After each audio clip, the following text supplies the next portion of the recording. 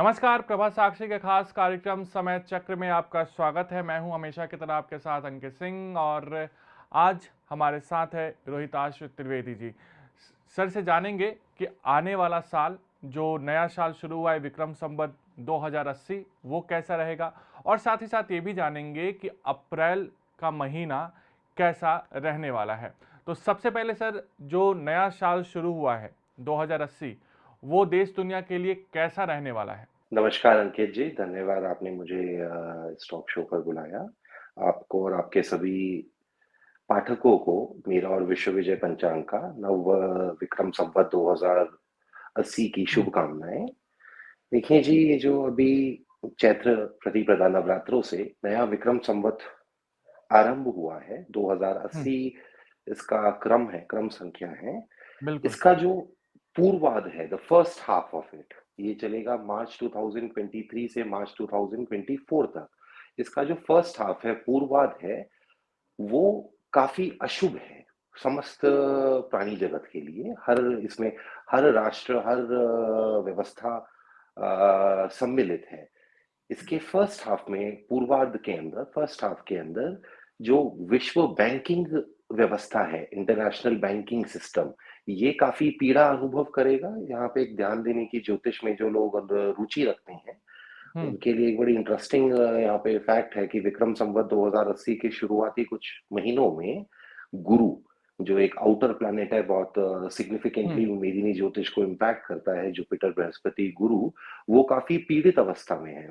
गुरु जब पीड़ित अवस्था में होते हैं तो वो काफी क्रूर हो जाते हैं, अपना सौम्य स्वभाव छोड़कर क्रूर हो जाते हैं। गुरु को प्रबल मारक और जीव कारक भी कहा गया है। ऐसी परिस्थिति में जिसे हम मृत्यु दर बोलते हैं, या फिर जिसे हम एक एवरेज एज बोलते हैं, इसके अंदर काफी स्वास्थ्य संकट आता हुआ दिखता है। मृत्यु दर के अंदर बढ़ोतरी होते हुए दिखती है। ये जो बढ़ोतरी है मृत्यु दर में, ये प्राणी जगत में कैटल हेल्थ, जो ग्लोबल हमारा कैटल वेल्थ है, सॉरी, जो हम्म। जिसपे हमारा डेयरी कैटल भी आता है, और मीट इंडस्ट्री को जो सस्टेन करता है, वो कैटल वेल्थ भी आता है। इसके ऊपर कुछ गंभीर संकट आता हुआ दिखता है। जहां मैं गंभीर संकट बोल रहा हूं, तो ये स्थिति कई दशकों में, कई 100 वर्षों में उत्पन्न हुई स्थिति लगती है, जिसके कारण दुग्ध पदार्थों में, डेयरी प्रोडक्ट्स के अंदर और मीट के अंदर विश्व भर में एक भयानक तेजी या महर्गता देखी जाएगी, जिसके कारण अनेक प्रांतों में, अनेक स्थानों में जनसंख्या एक तरह से विचार करने पर मजबूर हो जाएगी कि क्या मांसाहार का त्याग कर देना चाहिए।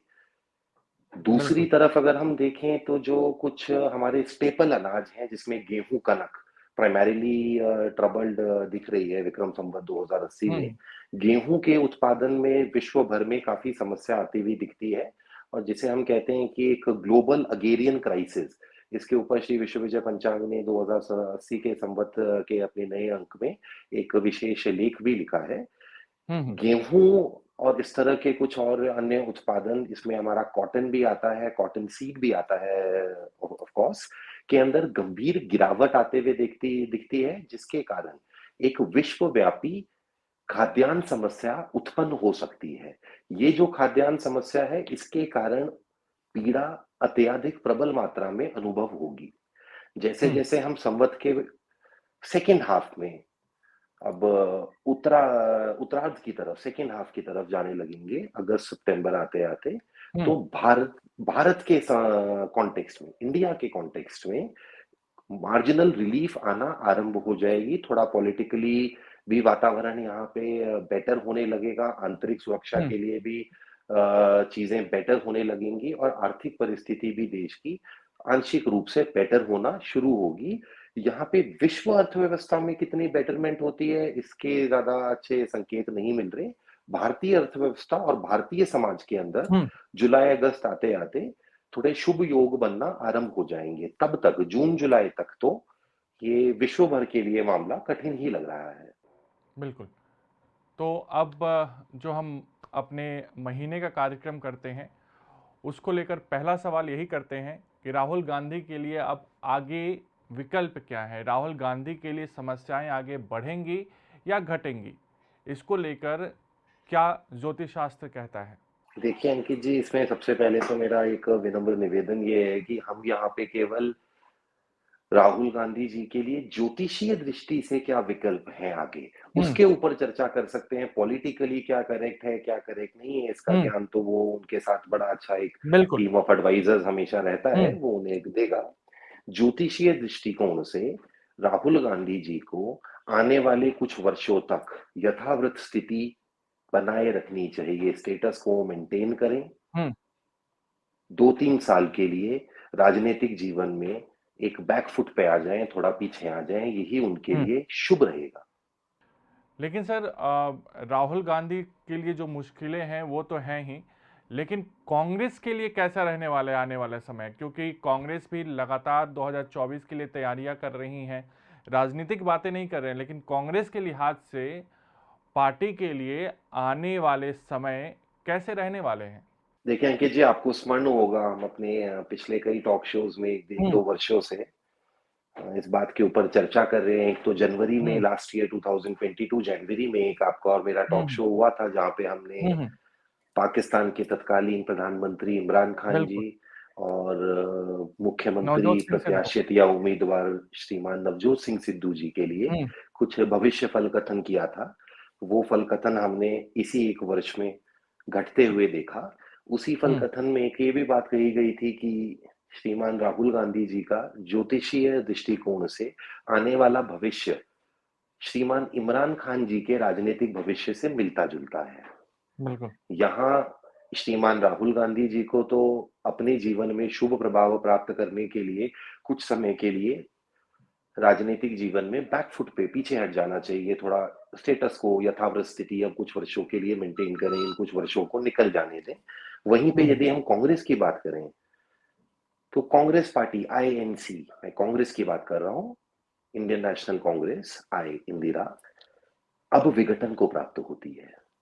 यहाँ पर कांग्रेस आईएनसी राष्ट्रीय राजनीति में अपनी अपना स्थान हमेशा के लिए खो देती है। आगे चलकर अनेक छोटे-छोटे गुट, जैसा एक समय में 1990 के दशक में हम्म। सुश्री ममता बनर्जी ने कांग्रेस के साथ किया था, कि कांग्रेस का एक पार्ट लेकर वेस्ट बंगाल में वो अलग हुई और उसको हम्म। उन्होंने तृणमूल कांग्रेस बनाया और काफी बड़ा किया। वैसे ही अनेक राज्यों के अनेक दिग्गज कांग्रेसी क्षेत्रीय नेता कांग्रेस से अपना अपना चंक लेकर बाहर निकलते हुए दिखाई देंगे। बिल्कुल। तो ये तो रही कांग्रेस और राहुल गांधी की बात, लेकिन एक पार्टी और भी चर्चा में है। पार्टी के बड़े नेता मनीष सिसोदिया फिलहाल तिहाड़ जेल में है। उनसे लगातार शराब नीति को लेकर पूछताछ हो रही है। ऐसे में जो सवाल है वो अरविंद केजरीवाल से पूछे जा रहे हैं, लेकिन आम आदमी पार्टी को लेकर चर्चाएं काफ़ी ज़ोरों पर है। आम आदमी पार्टी भले ही राष्ट्र में अपनी पार्टी को चुनाव लड़ाने की तैयारी कर रही है, लेकिन आम आदमी पार्टी के भविष्य को लेकर तरह तरह की चर्चाएं हो रही हैं। भ्रष्टाचार के खिलाफ आंदोलन करके निकलने वाली पार्टी फिलहाल भ्रष्टाचार के मुद्दे पर ही उसके नेता जेल जा रहे हैं। ऐसे में आपका भविष्य क्या होगा ज्योतिष शास्त्र के मुताबिक? इस पे अंकित जी, मैं आपसे रिक्वेस्ट करूंगा कि अपने क्वेश्चन को आप डिवाइड कर दें, थोड़ा आसान हो जाए, ताकि हम्म। मेरे लिए भी उत्तर देना और पाठकों के लिए भी सुनना। हम्म। इसमें हम नियर फ्यूचर और लॉन्ग टर्म, इसे कैसे हम्म। आपके प्रश्न को देखें? बिल्कुल। नियर फ्यूचर में आम आदमी पार्टी का भविष्य या लॉन्ग टर्म में आप पूछ रहे हैं? आम आदमी पार्टी का भविष्य आने वाले दिनों में, खास करके अगले 1 साल की हम बात करें तो, क्योंकि 2024 का चुनाव भी है। जी, जी, जी। ये शॉर्ट हम्म। टर्म का इसको हम कैटेगरी में रख लेते हैं कि हाँ। आने वाले 1 साल अभी से लोकसभा चुनाव तक आम आदमी पार्टी किसी भी तीसरे तीसरे राज्य में, दिल्ली और पंजाब के उपयुक्त किसी भी तीसरे राज्य में महत्वपूर्ण मत प्रतिशत या वोट नहीं प्राप्त कर पाएगी। क्या केजरीवाल जो एक तरीके से मोर्चाबंदी की कोशिश कर रहे हैं 2024 को लेकर, उसमें सफलता मिलेगी? केजरीवाल जी, मेरे को तो लगता ही नहीं कि मोर्चाबंदी की तैयारी कर रहे हैं, वो तो अलग ही गेम खेल रहे हैं। उनका इंटरनल एक अलग ही गेम चल रहा है, तृणमूल कांग्रेस का एक अलग ही इंटरनल गेम चल रहा है। जो ये इंटरनल गेम्स हैं, इसमें ज्योतिषीय दृष्टिकोण ये है कि अभी तक केवल अखिलेश यादव जी और सचिन पायलट जी अच्छा खेल रहे हैं। इनके अतिरिक्त कोई ठीक से नहीं खेल रहा, आगे चल के गिर जाएंगे। पंजाब की चर्चा खूब हो रही है सर। पंजाब में आम आदमी पार्टी की सरकार है और वहां पर अमृतपाल सिंह को लेकर चर्चाएं लगातार गर्म है। लेकिन पंजाब की कानून व्यवस्था पर आप पिछले कई एपिसोड में बात कर चुके हैं, तो इस बार भी सवाल यही है कि पंजाब की कानून व्यवस्था आने वाले महीने में कैसी रहने वाली है, खास करके अमृतपाल सिंह केस के संदर्भ में। देखिए जी, इस केस के संदर्भ में और इस केस के बियॉन्ड भी अगर हम जाएं, हम्म।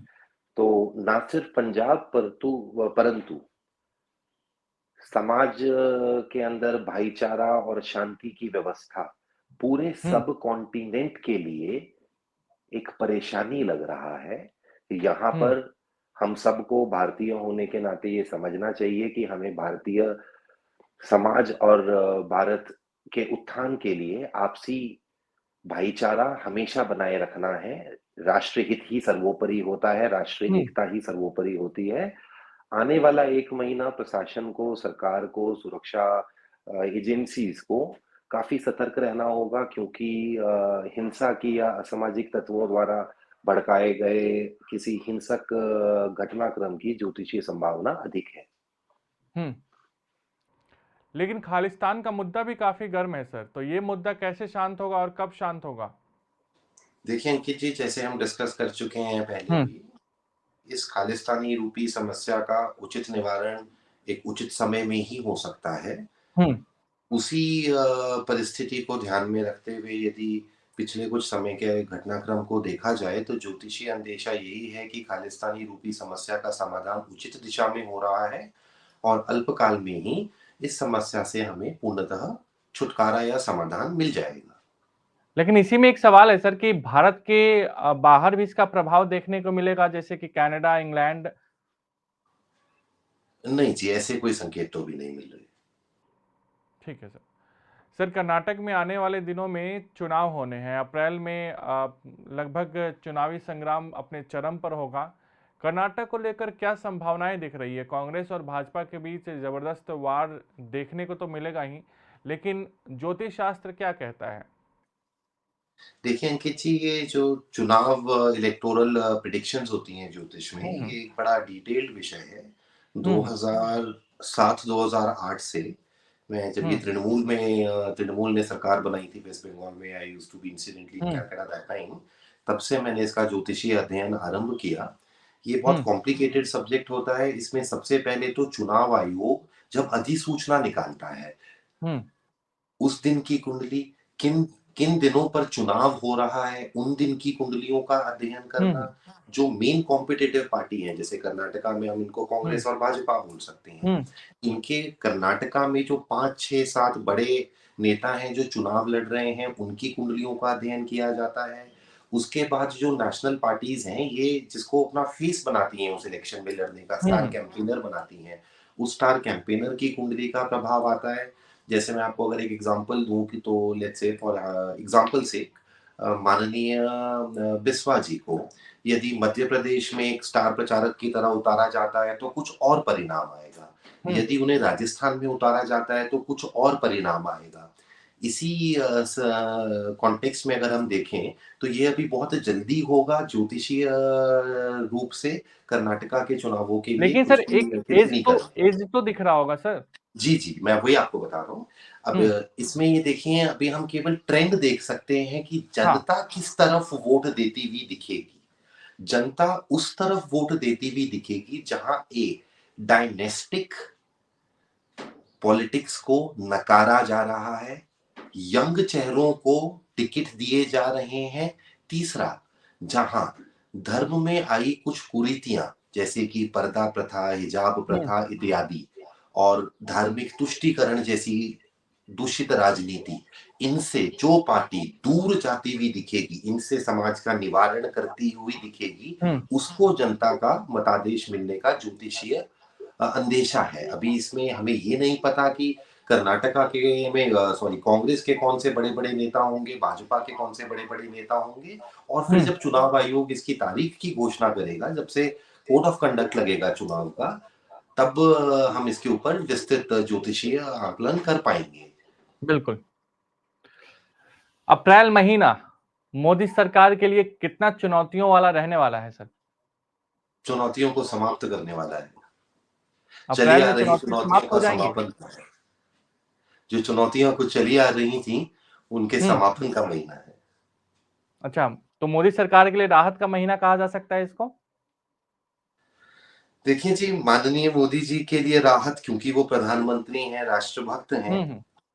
तो उनके लिए राहत तो तभी होगी जब राष्ट्रीय हित संरक्षित हो जाए। हम्म। पार्टी हित संरक्षित हो ना हो, उससे मोदी जी को राहत नहीं मिलेगी। उन्हें राहत तब मिलेगी जब राष्ट्रीय हित संरक्षित हो जाए। राष्ट्रीय हित संरक्षित तो जुलाई अगस्त के बाद ही होंगे, तब तक का समय चिंतनीय है। बिल्कुल सर। राहुल गांधी के मुद्दे पे तो हमने बातचीत कर ही लिया, लेकिन एक सवाल और आ रहा है कि जिस तरीके से हमने देखा कि राहुल गांधी के मुद्दे को लेकर विपक्षी एकता साफ तौर पर दिखाई दे रही है। सभी विपक्ष के नेता जो कल तक राहुल गांधी की खुलकर आलोचना करते थे, वे तमाम लोग आज कांग्रेस के साथ खड़े दिखाई दे रहे हैं। ऐसे में आने वाले दिनों में विपक्षी एकता कैसी रहेगी? क्या ममता बनर्जी कांग्रेस के साथ ऐसे ही खड़ी रहेंगी? क्या शरद पवार कांग्रेस के साथ ऐसे ही खड़े रहेंगे? केसीआर, अखिलेश यादव क्या कांग्रेस के साथ ऐसे ही खड़े रहेंगे? क्योंकि ये तमाम वे नेता हैं जो कुछ दिन पहले कांग्रेस के बिना गठबंधन की कवायद की कोशिश कर रहे थे। इस प्रश्न के ऊपर श्री विश्वविजय पंचांग ने अपने इस अंक में भी टिप्पणी करी है, ज्योतिषीय विश्लेषण किया है। देखिए जी, ये प्रश्न आपका आपके पिछले आम आदमी पार्टी अरविंद केजरीवाल जी के प्रश्न से भी थोड़ा संबंधित है। आने वाले कुछ समय में अरविंद केजरीवाल जी और ममता बनर्जी एक महागठबंधन का ताना बाना जोड़ते हुए दिखेंगे और अचानक से, अल्पकाल में ही अचानक से श्रीमान केजरीवाल जी के ही कारण महागठबंधन फिर से टूट जाएगा। और अखिलेश यादव, केसीआर केसीआर जी की कुंडली का मैं अभी ज्यादा अध्ययन नहीं कर पाया हूं। अखिलेश यादव जी 2029 आते आते भारत के सबसे बड़े अपोजिशन के चेहरों में से एक होंगे। सबसे बड़े अपोजिशन के चेहरों में से एक होंगे। बिल्कुल। अब थोड़ा सा अंतर्राष्ट्रीय मुद्दों की ओर अपना रुख कर लेते हैं। हाल में ही पुतिन की मुश्किलें बढ़ती हुई दिखाई दी, उनके खिलाफ वारंट जारी हुआ है। तो क्या ये मुश्किलें ऐसे ही पुतिन की जारी रहेंगी, खास करके ऐसे समय में जब रूस और यूक्रेन का युद्ध अभी भी जारी है? देखिए जी, आर्थिक दृष्टिकोण से और सामाजिक दृष्टिकोण से रूस के लिए संवत 2080 अशुभ है। जैसे कि विश्व भर के लिए ही अशुभ है, इसमें रूस के लिए भी अशुभ है। रूसी अर्थव्यवस्था को भी यहाँ थोड़ा धक्का लगेगा। कुछ सामाजिक मतभेद भी उत्पन्न हो सकते हैं। ये यूक्रेन में चले आ रहे युद्ध में रूस जल्द ही अपने सैन्य अभियान में विजयश्री को प्राप्त कर लेगा। आने वाले समय में रूस के संबंध ईरान के कारण चीन से भी खटास में पड़ जाएंगे। और पुतिन के लिए कैसा रहेगा आने वाला समय? संवत 2080 पुतिन जी के लिए जैसा 2023 रहा, इससे अपेक्षा में थोड़ा कम अच्छा रहेगा। थोड़ी सी हताशा आएगी। हाल में ही चीन के राष्ट्रपति रूस के दौरे पर गए हुए थे और पुतिन से उनकी मुलाकात भी हुई है। सवाल ये है कि जिस तरीके से चीन और रूस की दोस्ती दिखाई दे रही है, इसकी वजह से भारत और रूस के संबंध पर कोई बड़ा असर तो नहीं पड़ने वाला? देखिए जी, यहाँ शब्दों पे थोड़ा ध्यान दीजिए। चीन और रूस के संबंधों के कारण भारत और रूस के संबंधों पर कोई भी विपरीत प्रभाव नहीं पड़ेगा और भारत और रूस के संबंधों के कारण चीन और रूस के संबंधों पर अशुभ और विपरीत प्रभाव पड़ेगा। ये आप बड़ी बात कह रहे हैं सर, क्योंकि चीन और भारत के रिश्तों में तनाव तो लगातार देखने को मिल ही रहा है। We are on war path sir, हम टकराएंगे। हम टकराएंगे। अभी भी उम्मीद वही है। उम्मीद नहीं करते सर, हम ज्योतिष करते हैं। हम जो गणित दिखाता है वो देखते हैं और वो बता बिल्कुल देते हैं। बिल्कुल उम्मीद तो केवल राष्ट्र हित की रखते हैं और किसी चीज की। बिल्कुल।